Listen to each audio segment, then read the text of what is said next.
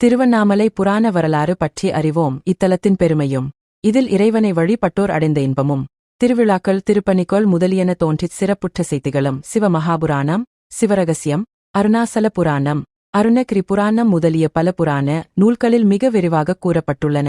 பிரமதேவரும் திருமாலும் ஒரு காலத்தில் தமக்குள் சண்டையிட்டுத் தாமே பெரிய கடவுளாகிய பரம்பொருள் என்று வாது செய்தனர். இவர்கள் சண்டையினால் உயர் வர்க்கங்களுக்கெல்லாம் துன்பம் நேர்ந்தது. தேவர்களெல்லாம் சிவபெருமானிடம் சென்று இவர்கள் சண்டையையொழித்து உயிர்களுடைய துன்பத்தை நீக்கும்படி முறையிட்டனர். சிவபெருமான் இம்முறையீட்டிற்கிறங்கி பிரம விஷ்ணுக்கள் முன்பு அடியும் நுனியும் காண உண்ணாத ஒரு பெரிய நெருப்பு மலையாகத் தோன்றினார். இதைக் கண்ட பிரமனும் திருமாலும் எதிரே தோன்றிய நெருப்பு மலையின் முடியையும் அடியையும் முறையே காண வேண்டும் என்றும் கண்டவரே பெரியவர் என்றும் சபதம் செய்து கொண்டனர். பிரமதேவர் அன்னப்பறவையாக உருக்கொண்டு முடியைக் காணுமாறு புறப்பட்டார். திருமால் வராக வடிவம் கொண்டு அடியைக் காண புறப்பட்டார். திருமால் தம்மால் என்ற அளவு ஆழமாகச் சென்று அகழ்ந்து பார்த்தும் திருவடியைக் காணமாட்டாது திரும்பிவிட்டார்.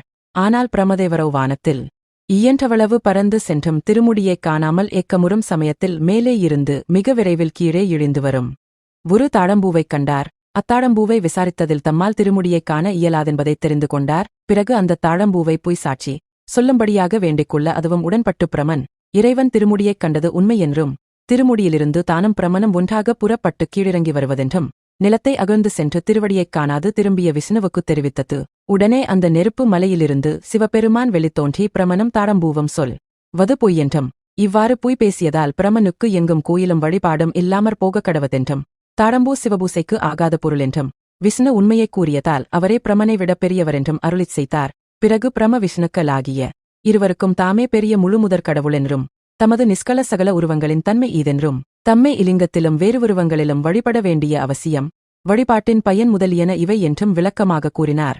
பிரமனும் விஷ்ணுவும் தங்களுடைய சச்சரவிற்குக் காரணமாயிருந்த அஞ்ஞானம் நீங்கப் பெற்றுச் சிவபெருமானைத் தோத்திரம் செய்தனர். அவர்கள் தோத்திரத்திற்கு இணங்கிச் சிவபெருமான் தாம் ஒரு சிறு மலையாகவும் அம்மலையின் சாரலில் ஒரு இலிங்க வடிவமாகவும் உயிர்கள் வழிபடுவதற்கென்றே தோன்றுவதாகவும் தாம் ஒரு பெரிய அனற்புழம்பாக உருக்கொண்டதின் நினைவுக்குறியாக ஒவ்வொரு வருடத்திலும் கார்த்திகை மாதத்து கார்த்திகை நன்னாளில் அம்மலையினுச்சியில் ஒரு சோதி விளக்கம் காட்டுவதாகவும் ஒவ்வொரு வருடத்திலும் கார்த்திகை மாதத்தில் கார்த்திகை நன்னாளில் மலையில் ஒரு ஜோதி விளக்கம் காட்டுவதாகவும் அதைக் காண்போர் திருவடி முத்தியடைவர் என்றும் கூறி மறைந்தார்.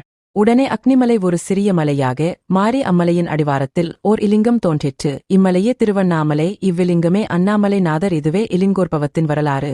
திருதான சம்பந்த சுவாமிகள் தமது தேவாரத்தில் ஒவ்வொரு பதிகத்துள்ளேயும் இவ்வரலாற்றை 9வது பாட்டில் கூறுகின்றார். இவ்வாறு கூறும் நோக்கத்தைச் சேக்கிழார் சுவாமிகள் தொழுவார்க்கே யருளுவது சிவபெருமான் எனத் தொழார். வழுவான மனத்தாலே மாலாய மாலையனும் இழிவாகுன் கருவிலங்கும் பறவையுமாய் எய்தாமே விழுவார்கொள் அஞ்செழுத்துன் துதித்திந்தபடி விரித்தார்.